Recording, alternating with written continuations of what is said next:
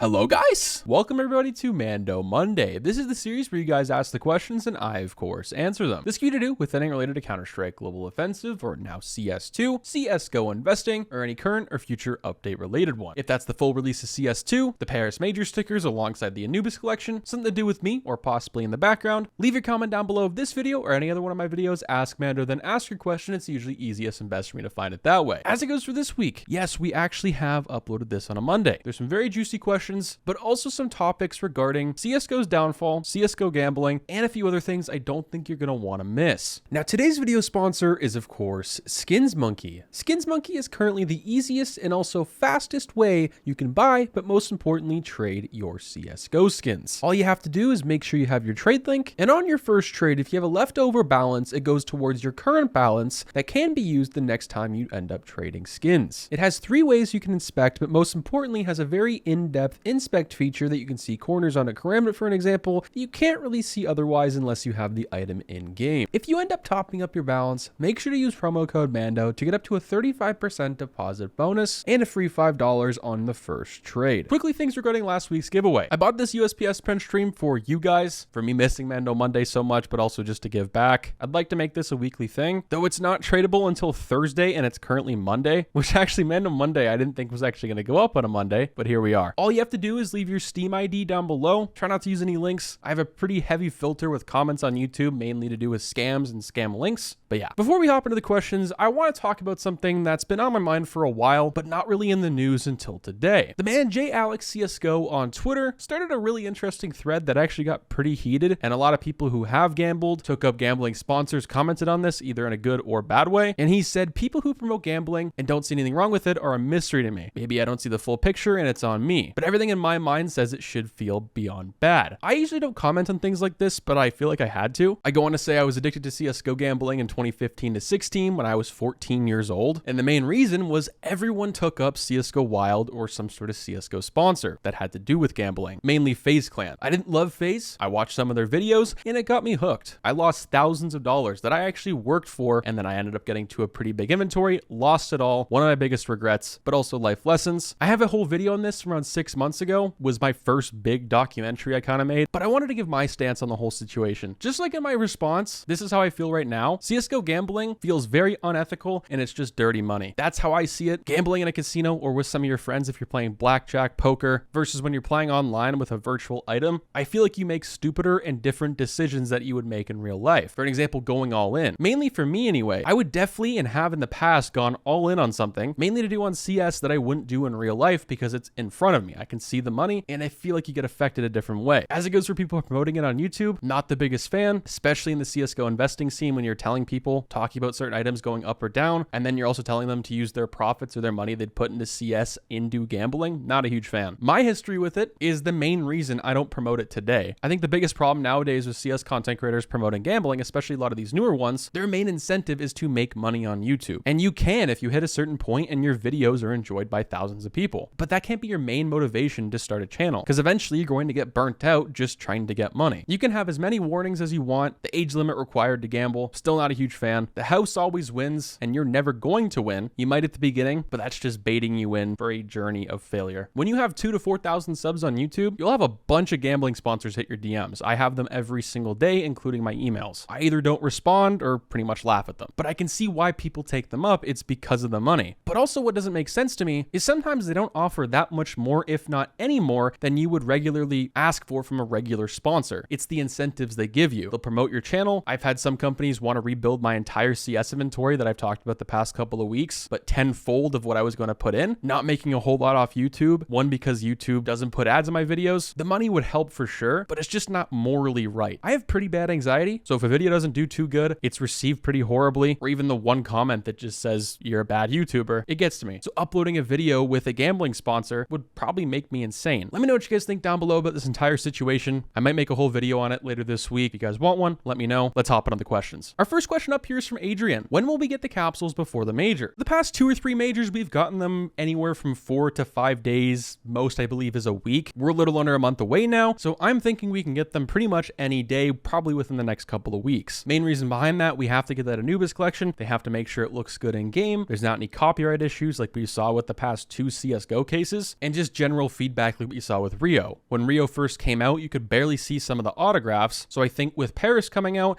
if any changes need to be done before the actual majors played, they can do so. But if it is pushed back a little later, I wouldn't be so surprised because I feel like we should get something a little different. But that's just my thoughts. Let me know what you guys think down below. Our second question up here is from Lucas. Do you think it's a good idea to sell some Stockholm Hollows to get the Spectrum True and Chroma 3 cases? So right at this point, I'm going to say it's not the worst idea in the world, but also it's somewhat of a gamble. Now, not like on a site, but just with the market. If these stickers come out looking horrible, Stockholm Hollows, and same thing with Antwerp, maybe even older ones, are going to go through the roof at least for the first couple of days just out of FOMO. Have a new all-time high that's just the new norm. But if they come out looking good, they're going to drop. The same thing goes with the going up. It's going to stay like that for the first couple of days, then go back up. If you have a lot, I'm going to say maybe sure. Cases have been proven the past couple of months, even till today, that they're pretty successful. People are mass unboxing these 30, 40, most likely 50 million next month. We're running out of them. I don't see Valve changing the drop system whatsoever. So those are guaranteed, in my opinion, to go up, especially if they are retired. So depending on how many Stockholm and Antwerp, whatever hollows you have, it's not the worst idea in the world, but I definitely wouldn't sell them all off white yet. Our third question up here is from Jim Shoes. He says, what do you think about Stockholm patch packs if there are no patch packs at Paris? So patches for me are something I've definitely come around on. I've understand somewhat of the demand recently. I bought a couple myself, one from Stockholm, but also just normal patches in general. Agents are becoming a lot more popular. They're becoming more expensive. With the full release of CS2, we're going to get some brand new loading screens that we've seen in the CS beta. People are going to want to slap patches on there. I think patches run a decent chance of coming in the Paris major, which may surprise people. But then again, they did so bad in Stockholm, you would think they wouldn't try. Even if that's the case though, we know what they look like. They look pretty good. There's not a whole lot of them on the market, and they've been pretty steady this past few months. Just like a lot of other CS items, they're going to go up the first 24 to 48 hours if they're not a part of that update, just based off FOMO, and we'll have a new norm probably higher than it was before. I tell you what I did. I bought one of each, a few patches that I personally enjoyed that I'm probably not going to sell. I'll sell the patch pack, sure, but the patches are for me. If they go up a lot, especially from a team that's retired, bought Copenhagen Flames. I've had a couple inventories based off of them in the past. I like their logo. If they go up, because they're not in the next major, if we get them, those would be one of the patches that would go up. At least if I had to think, you could do something similar for a team you enjoy, or just maybe you want to invest into. But patches for sure, I think, have a decent future. Our fourth question up here is from Unbeaten. He says, what's your opinion? Is there a big chance we'll see price drops in the next 2 weeks or so? For an example, will I be able to buy Antwerp and Stockholm stickers for lower prices right before the Blast Major? So for Stockholm and Antwerp, it's all going to depend on what these stickers look like. Right now, for some of these, they're actually down a decent amount. I think it's because people are scared of what these next stickers are going to look like. I think it's safe to say they're not going to look like Stockholm or Antwerp, but they're also not going to look like Rio, which runs the risk of these things looking decent and having a decent craft demand, which then again, people are going to sell their investments from the past couple of years or maybe recently, like you have, which would drop the prices. As it goes for cases, liquids, and some other things from previous operations. These things I think could drop as well. Cases are all over $1 right now. If these stickers look decent, especially during the 75% off sale, I would expect some things to drop, and that would be an opportunity for people to buy in there, or the first 24 to 48 hours of these stickers firstly getting released long before the 75% off sale. As it goes for higher tier items and knives and whatnot, I don't see them going down anytime soon unless they get heavily nerfed inside CS2. Valve changes the drop rates, which once again, I don't think is going to happen, but anything can with Valve. Let me know what you guys think about that one down below. Our next question up here is from Finger. He says, yo, Luke, is there any good play skin investments right now? Good video, by the way. Thank you, man. I considered doing a video on this, but I didn't want to spike the prices up for these items. Not that I own any. It's just that I don't want to be responsible for that. But I will say skins inside cases that are actively going up, maybe non-active duty drop pool cases, but older things that are in the breakout, the glove, the clutch, though there are a lot of them in the market, and you have to realize that if you want to play with them with the cases going up, those skins are also going to rise. And we've seen that this past few weeks. And the obvious ones are part of collections and whatnot, but case skins right now, I think have never been stronger than before. Now, our next question up here is from Mr. Gamer Index. He says, are Krakow 2017 Legends and Challengers autograph capsules a good investment? Right off the bat, good question, and I'm gonna say yes. Now, right now, the graphs of these two capsules, which the Challengers is 75, 68 is the Legends, are not looking too great. As you can go down, it's pretty much just a straight linear line. The Legends is having a little bit more luck, but you have to realize, as you can see, there's only 1 or 2 selling. So if someone came in and bought 5 or 6, it's gonna look like a lot bigger or smaller of a percentage of its original value that it was before. If that makes any sense. Now, the reason I say these are great is because the past couple of years, they've gained a lot of popularity, especially with the top dogs opening a whole lot of capsules and cases. You also have to realize Cato 14 capsules are going more and more extinct every single year. We probably got 3 or 4 more years until they're all officially gone that we know of anyway. With that right now, they're becoming getting insanely expensive, and just every other capsule is too. These might be the next big, huge capsule. Though these golds are not as special since we got Stockholm, Antwerp, some might say Rio is better than this. We could get future major stickers looking better, but everyone's limelight right now is on just that. Everyone's focused on the Paris major, everyone's on Stockholm and Antwerp, everyone's on the case market. These are not really being discussed right now because they haven't gone up, and that's usually how things work. Players aren't focused on an investment or something going up until it's too late when they've missed the opportunity. If you're playing the game for the next few months, you want an investment to hold on and just sit there with, this is probably one of the better opportunities for you that hasn't really gone up too much with the hype of an announcement of CS2. Now, our next question is in regards of taking risk in CSGO investing. How do you deal with risk management in the crazy bull market nowadays? Good question. I don't really see it, especially in the CS scene. It's kind of the same thing how it was before. You just only put in what you can afford to lose. Let's just say I have $1,000 in my bank account. I need to make money. This is definitely not the play, though it probably will go up. Not the greatest option. 500 of that $1,000 you need for something off to the side. Don't put in 800 expecting to get a $1,500, $2,000 return